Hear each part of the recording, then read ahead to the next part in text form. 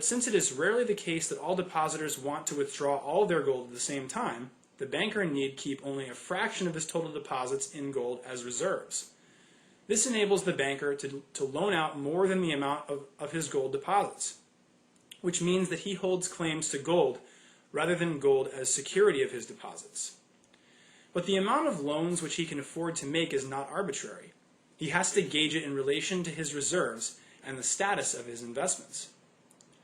When the banks loan money to finance productive and profitable endeavors, the loans are paid off rapidly, and the bank credit continues to be generally available. But when the business ventures financed by the bank credit are less profitable and slow to pay off, bankers soon find that their loans outstanding are excessive relative to their gold reserves, and they begin to curtail new lending, usually by charging higher interest rates. This tends to restrict the financing of new ventures and requires the existing borrowers to improve their profitability before they can obtain credit for further expansion.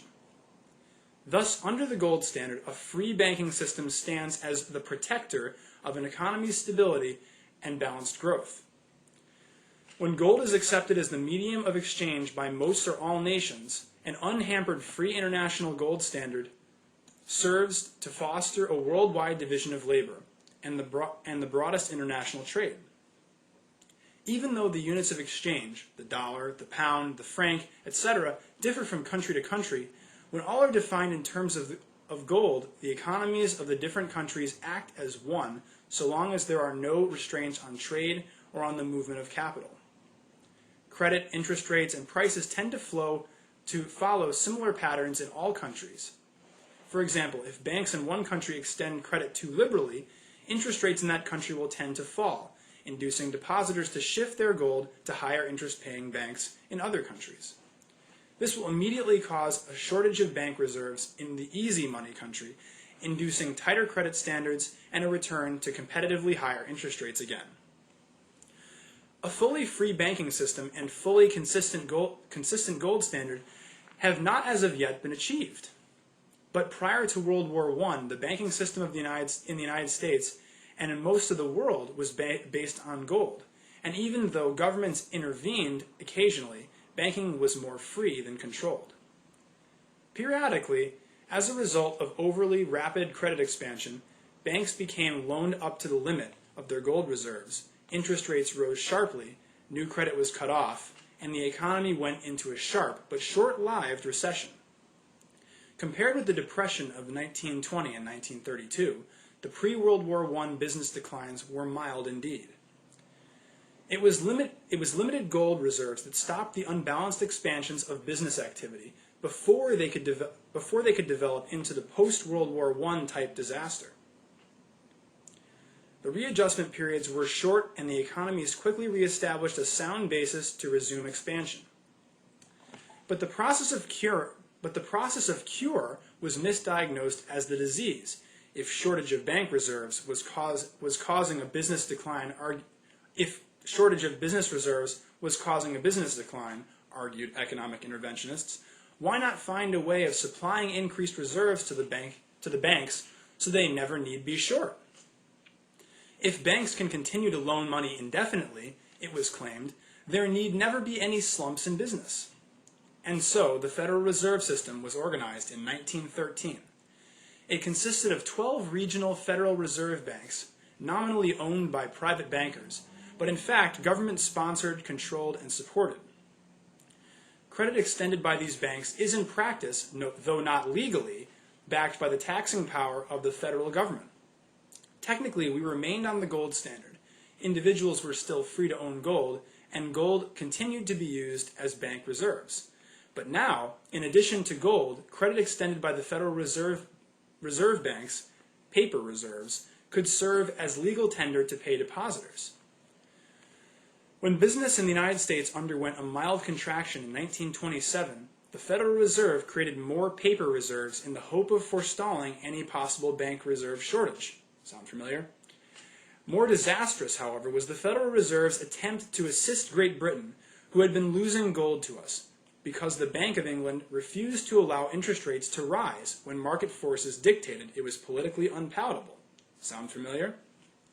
The reasoning of the authorities The reasoning of the authorities involved was as follows.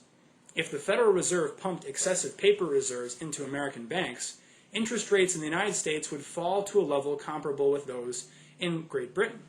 This would act to stop Britain's gold loss and avoid the political embarrassment of having to raise interest rates. The Fed succeeded. It stopped the gold loss, but nearly destroyed the economies of the world in the process. The excess credit which the Fed pumped into the economy spilled over into the stock market. Sound familiar? The stock market boom of the 1990s. Triggering a fantastic speculative boom. Belatedly, Federal Reserve officials attempted to sop up the excess credit reserves. Sound familiar? And finally succeeded in breaking the boom. But it was too late. Sound familiar? By 1929, the speculative imbalances had become so overwhelming that the attempt to but it was too late. By 1929, the speculative imbalances had become so overwhelming that the attempt precipitated a sharp retrenching and consequent demoralizing of business confidence. As a result, the American economy collapsed. Great Britain fared even worse, and rather than absorb the full consequences of her previous folly, she abandoned the gold standard completely in 1931, tearing asunder what remained of the fabric of confidence and inducing a worldwide series of bank failures. The world economies plunged into the Great Depression of the 1930s. With a logic reminiscent of a generation earlier, statists argue that the gold standard was largely to blame for the credit debacle which led to the Great Depression. If the gold standard had not existed, they argued, Britain's abandonment of gold payments in 1931 would not have caused the failure of the banks all over the world. The irony was that since 1913 we had not been on the gold standard, but what may be termed a mixed gold standard. Yet it is still gold that took the blame. But the opposition to the gold standard in any form from a growing number of welfare state advocates was prompted by a much subtler insight. The realization that the gold standard is incompatible with chronic deficit spending, the hallmark of the welfare state. Stripped of its academic jargon, the welfare state is nothing more than a mechanism by which governments confiscate wealth of the productive members of society to support a wide variety of welfare schemes. A substantial part of the confiscation is affected by taxation, but the welfare statists were quick to recognize that if they wished to